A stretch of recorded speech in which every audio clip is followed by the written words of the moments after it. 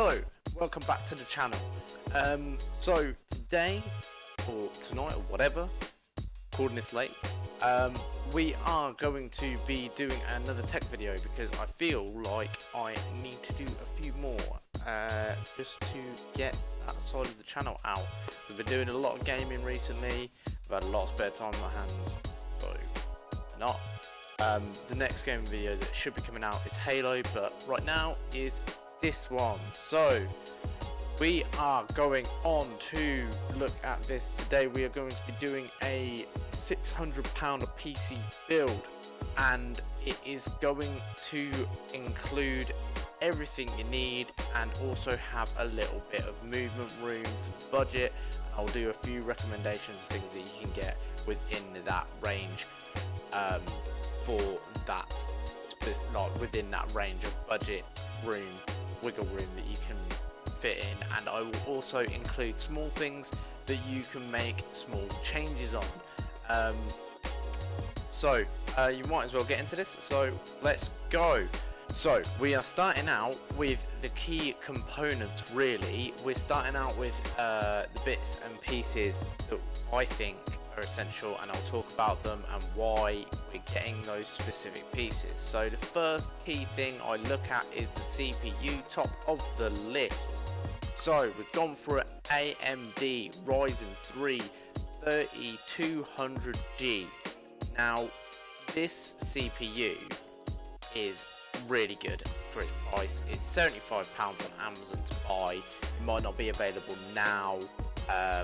Don't trust what PC Part Picker says about if it's in stock on Amazon specifically, because it may be out, especially in these times of need.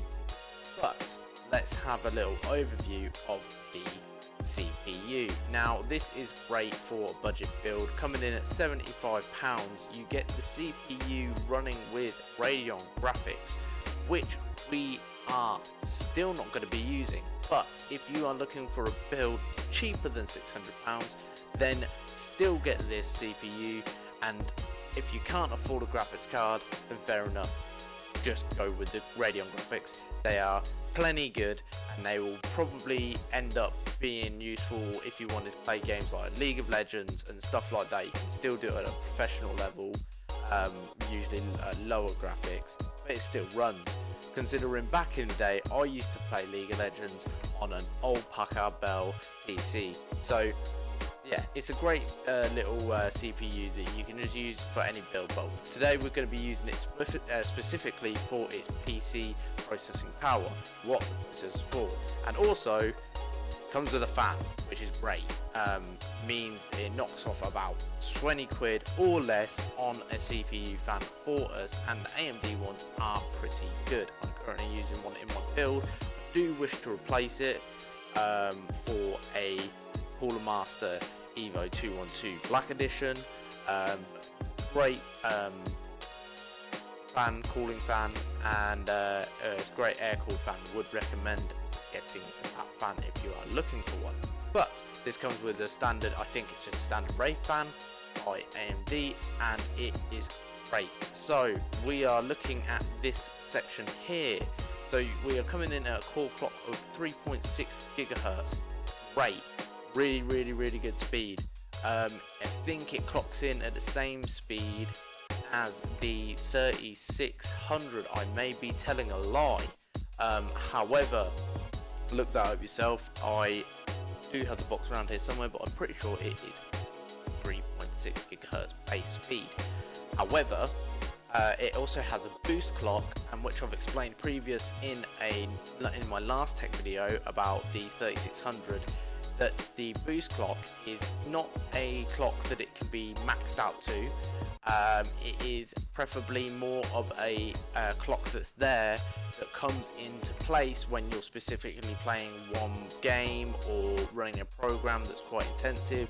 The CPU then uses its smart system to then realize that it is running at should be running more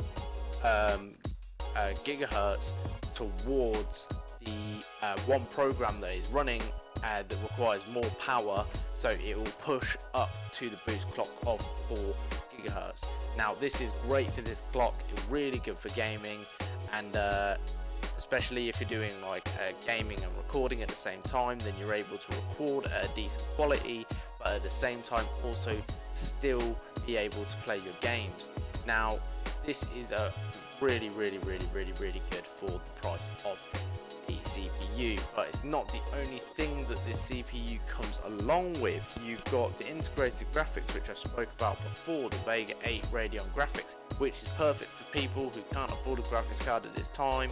Maybe you're building a build and you want your PC but you can't get the GPU yet, so in your budget range you can fit in the CPU and you want to play some games already.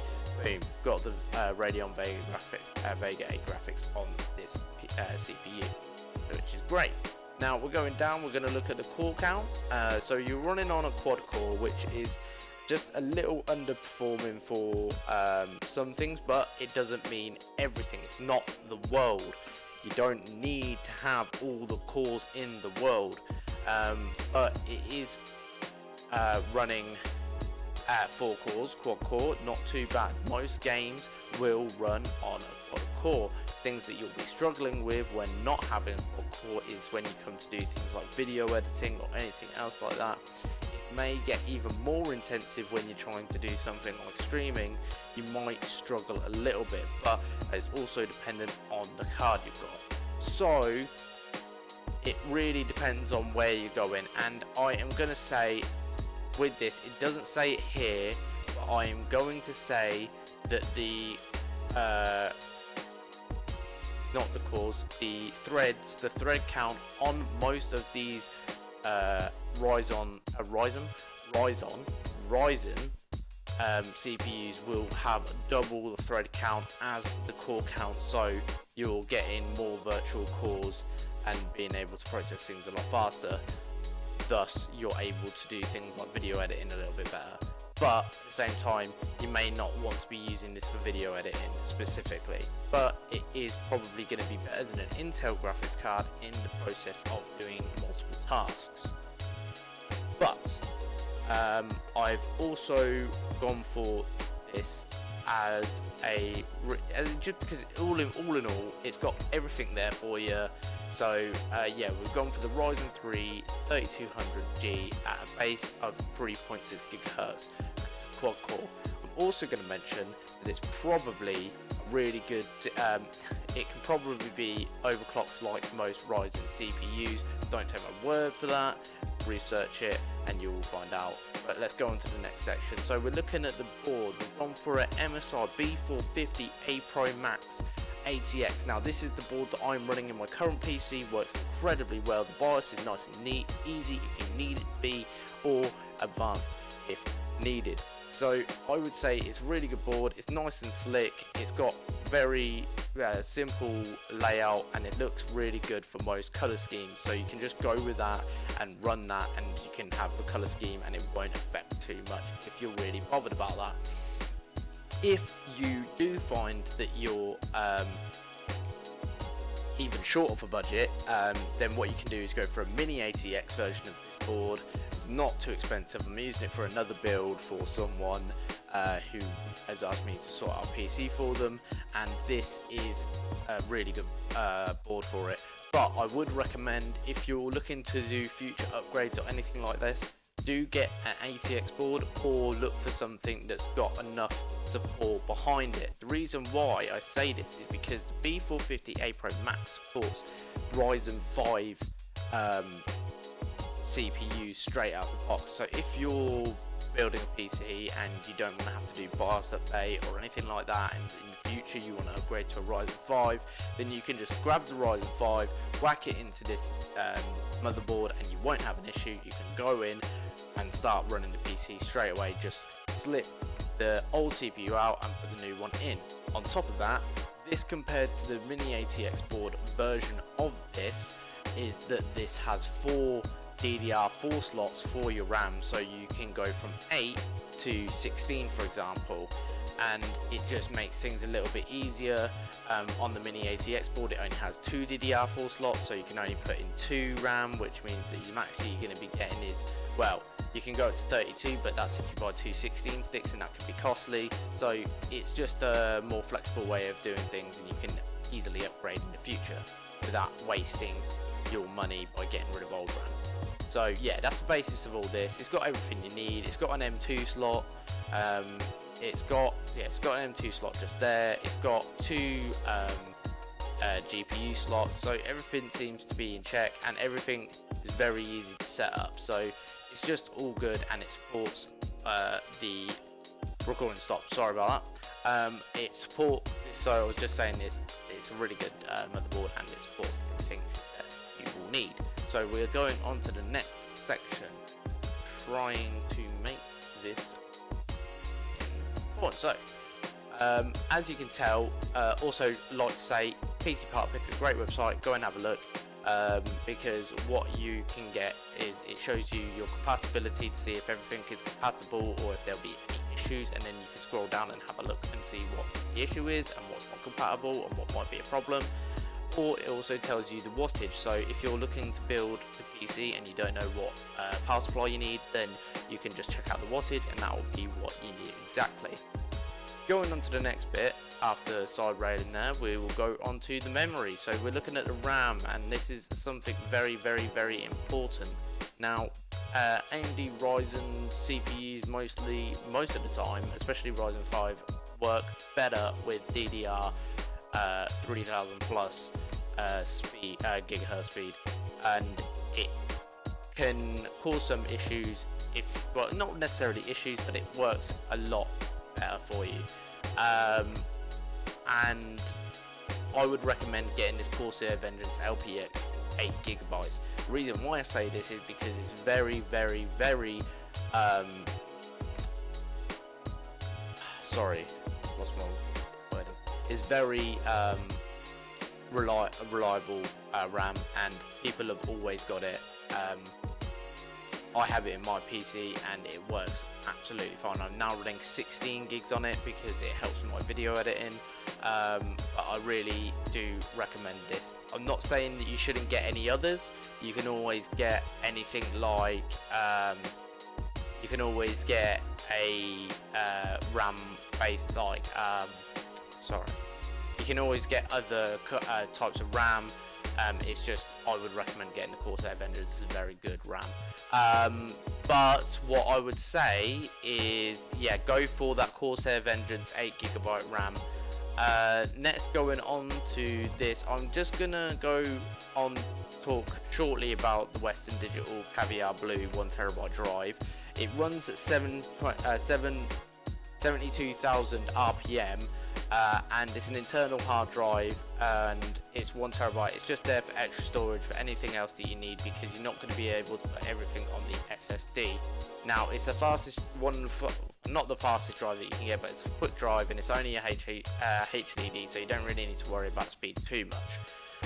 But it is a really good drive. I really recommend it, and Western Digital, another company, another brand, are really, really reliable, so do get it. It's only 40 quid, and it's perfect for whatever you need. I wouldn't recommend getting any hard drives or anything like that second hand. They may have be corrupted or have something wrong on them, so just keep in mind about the storage devices that you're going for. But the key storage device that we're looking at today, funnily enough, is cheaper than the HDD, and that is the Kingston A400 240GB solid state drive. These are really good drives for their price. Now, you can get solid state drives for an amazing price, even on sale, and you can even get 500GB drives on sale for around the same price as what this 240GB solid state drive is. Now, I would recommend getting a 500GB drive because you don't know how big the games are that you're going to be downloading. But if you're going to have a minimal amount of games, go ahead and get this 240GB. It's not expensive, and it will speed up your process 100 times better. Me and my friends have both all experienced improvements through SSDs, and will always recommend them when it comes to the gaming community. If you want to have an improved speed on loading screens and things like that, especially playing games like Skyrim, Fallout, anything large, anything that's going to have long loading screens, it really cuts down the time and improves speeds 100 times over, including downloads onto the drive, because it's also based on the speed of the drive, not just your internet. So just keep that in mind, guys. But I would really recommend this, and it's a really cheap way of getting your feet off the ground. And also, not only that, it doesn't only just help with games. If you're downloading your operating system, whack it onto your SSD and you're going to get instant loading times, great speeds on your PC, and you don't need to worry about anything else to do with loading times or anything like that. Even at that, you can buy the 240 and then buy a 500 later, or buy an M2 even faster, but they're a little bit more expensive. But let's go on to one of the key pieces now. I was going to go a little bit more expensive with the graphics card, but I thought no, leave it. We're going to go with the decent price graphics card, not too bad, not too shabby, one that's still in there, really good entry card, and it's amazing card that will last you a good while, and I can guarantee it will probably run most things and even support live streaming, which is great for a lot of people who get into gaming on PC. Most of the time will be, sometimes someone will be like playing a game on console and then they'll be like, oh, I want to stream, I want to do another scene, I want to do something else, I want to entertain people. Go for this graphics card. So we're gone for the Sapphire RX 570, Sapphire Radeon, sorry, RX 570, 8GB Pulse. Now I have the RX 580. I have the special edition, Sapphire edition, which is running at 8 gigs, but they are very similar cards. You've got a slight boost in the 580, but the 570 is still incredibly good. You've got amazing weight, like clock speeds. You've got really good clock speeds for the price. You've got a really good memory, VRAM in the graphics card, and it is really nice. It's very neat, it looks really good. This is what it looks like. You've got that nice chrome silver look. Your heating and your heatsink on it is amazing. The only issue is that it only runs, now it does run, it runs mainly HDMI, which people are going to be common with. The other two slots people aren't going to be common with really, but mainly HDMI is what you're going to be getting. So any monitor that you're using, or TV for example, will have to have HDMI support. Most TVs and monitors nowadays do have HD support, but if you're in a situation where you're using a monitor that runs VGA or DVI, then you might have an issue. In that instance, look for a different graphics card within the same price range that does have those slots. Or even what you can do is use a HDMI converter connector, which you plug a HDMI cable through that plugs in and transfers the display port from the HDMI to VGA or DVI. They can be bought, I've seen them on the internet, and they're very cheap. So just keep that in mind. But this is a great graphics card, a really good slick looking graphics card, very quick and can withstand plenty, especially with the 8 gig of VRAM. You're going to be able to do quite a lot on it, and it is a perfect match with a graphics with a CPU, much like the 3200G. You're going to be getting similar speeds within those two. You're not going to be getting any bottlenecking, or even just a little bit of bottlenecking, possibly maybe a tiny amount. I haven't compared them on a bottleneck website, but you can have a look yourself. I'm pretty sure they both work very well together, and you should not get any bottlenecking on your games from this specific GPU with that CPU. They work well together, and like I said, the cooling is great. And if I'm correct, the RX 570, if it's running the way it is, and with the Radeon software and how easy they've made it for beginners to overclock, with a simple guide looking on YouTube, you are able to boost this to a decent clock speed. Now, going on to final pieces, I'm just going to cover this. The Corsair power supplies, or PCU, whatever you want to call it, are really good. I do recommend them, and I'm going to stick by them. They're always reliable, and they're always really good. Now, you could get Aerocool, or you could get Cooler Master, or you could get EVGA, all really good brands. If you get them from those companies, or Thermaltake, get them from those companies if you can get them cheap. Make sure you get an 80 plus bronze at least. This will at least give you a really good support base for your components and everything like that. If you're going to get something really cheap, I would not recommend it. It's going to be a pain. You're going to end up having a situation in which you're not going to be happy with what you're getting.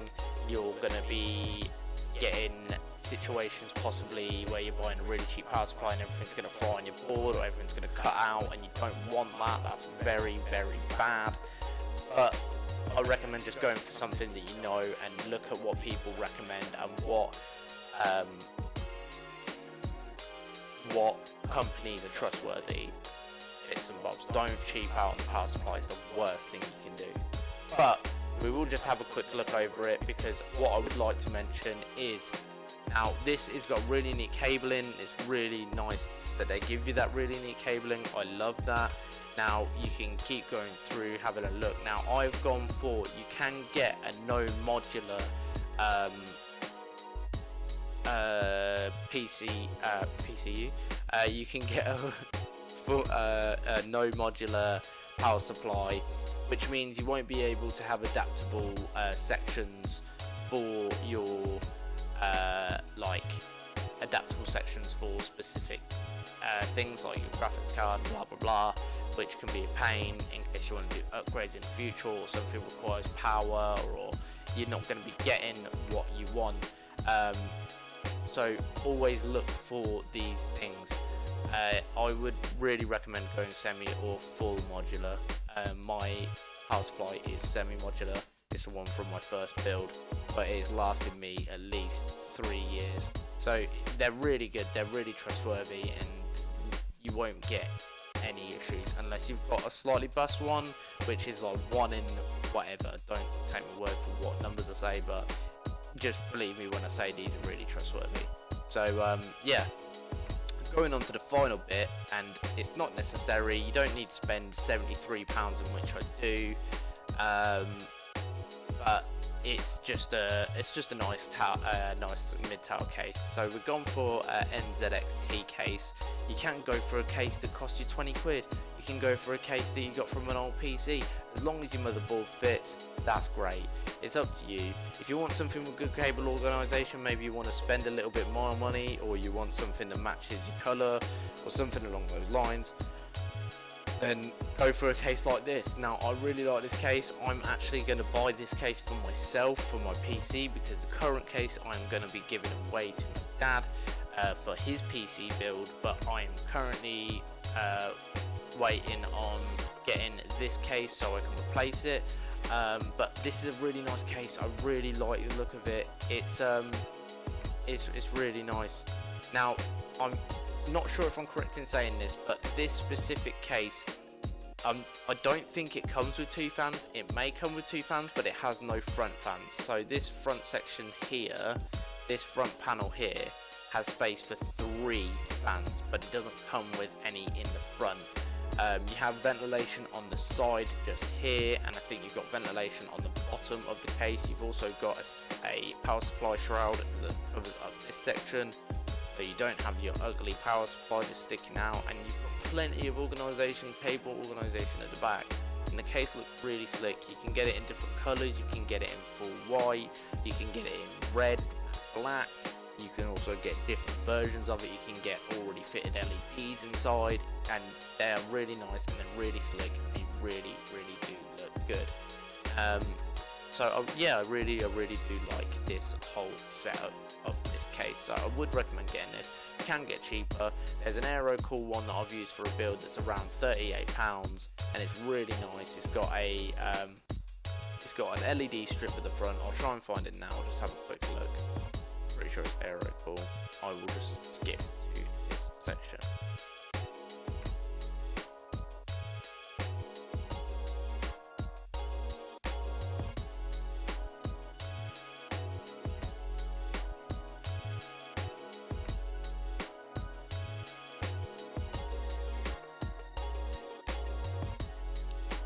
So here we are, this is the Aerocool Shard. It's really, really beautiful.